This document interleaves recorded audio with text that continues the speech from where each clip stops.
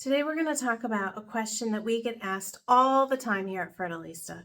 When is day one of my cycle?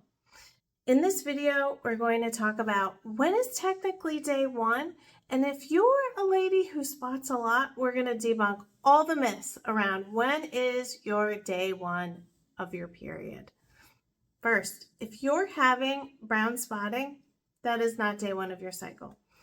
If you're having light pink when you wipe, that is not day one of your cycle.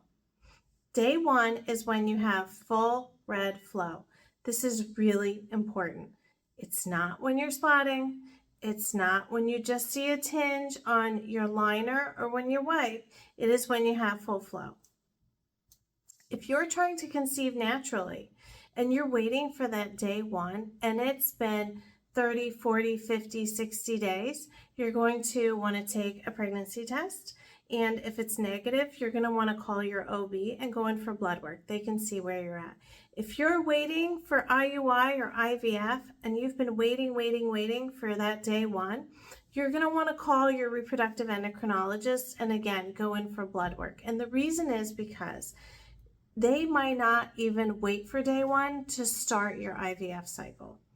Typically, they will wait for day one for IUI, but sometimes with IVF, they will not.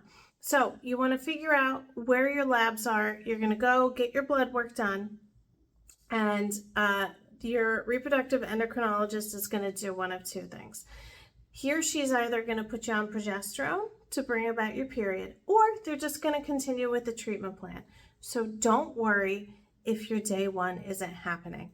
Let's say you get your day one and you're waiting to call your reproductive endocrinologist office and you started your period overnight. Technically, day one is the next day after you've started your period after the afternoon, like 2 p.m., 3 p.m., 4 p.m. Every IVF clinic's going to have a little bit different parameter. But if you start full flow at 3 p.m., chances are they're not going to consider your day one to be the next day. I hope you find this helpful.